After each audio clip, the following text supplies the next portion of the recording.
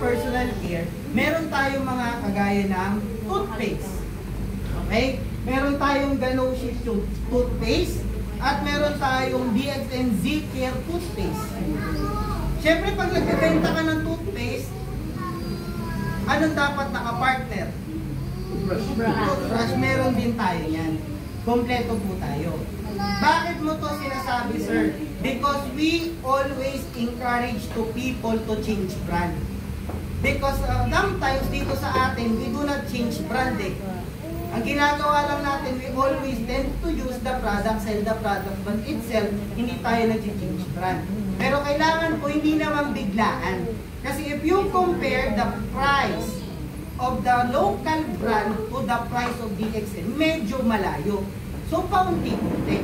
At saka ipakilala natin doon sa mga tao na kausap natin. For example, they do not want to purchase a coffee from you, a tea from you, or chocolate from you, or a food supplement.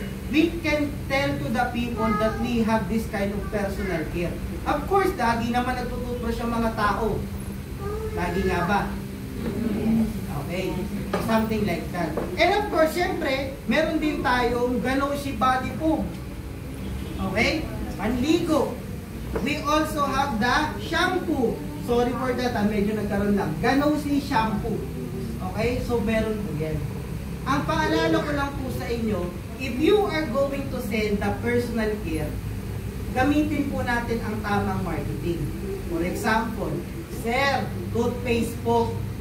Pag may sugat po kayo, ipahid nyo lang. Gagaling yan. Katawa tayo, pero kadalasan ganyan ang pagmamarket. Tama? Sir Bob, bakit po gumaling siya nung pinahiran ng toothpaste yung sugat niya? It is because our product is organic. But the thing is, we do not market our product in that way. Because if you are going to sell the toothpaste, you are going to tell that it is intended and made for tooth, not for the wounds. Got it po? Okay. Magkaiba po kasi ang marketing sa nag-a-advise or nagtitel sa kanila ng experience.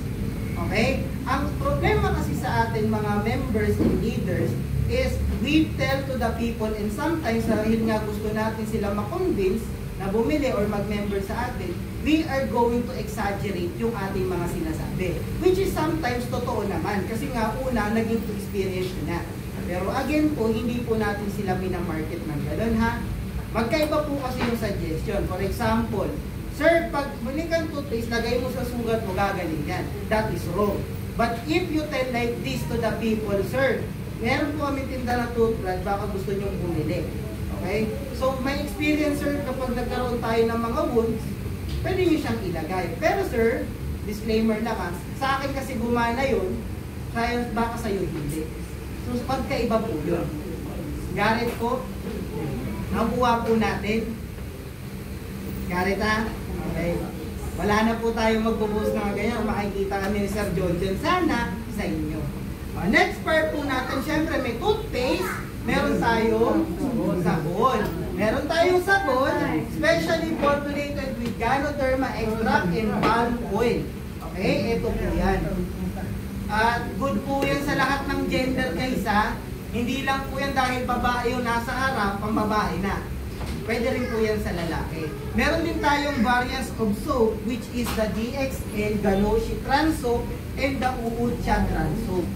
Ito po yan. Ang pinagkaiba lang naman nito, ito po siya, meron itong Camellia sinensis. Ito po yung tsaa, okay, or yung ingredients ng tsaa natin, the ZP. Okay?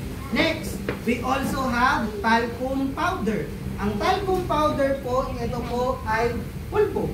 Okay? Para po magbigay ng comfortable feeling para sa atin. Good po rin ang ating talcum powder para doon po sa mga pinagpapawisan tapos may amoy. Okay? So that will be a good for our talcum powder. Next, meron tayong DXN massage oil. So meron din po tayo yan. Okay? So there are lots of products that we can market to the people. Do not limit yourself to sell only for the beverages and food supplement. We can sell this kind of products. Available naman po yan dito sa branch natin. Okay? So kung ayaw nila ng product, so hanap tayo ng alternative.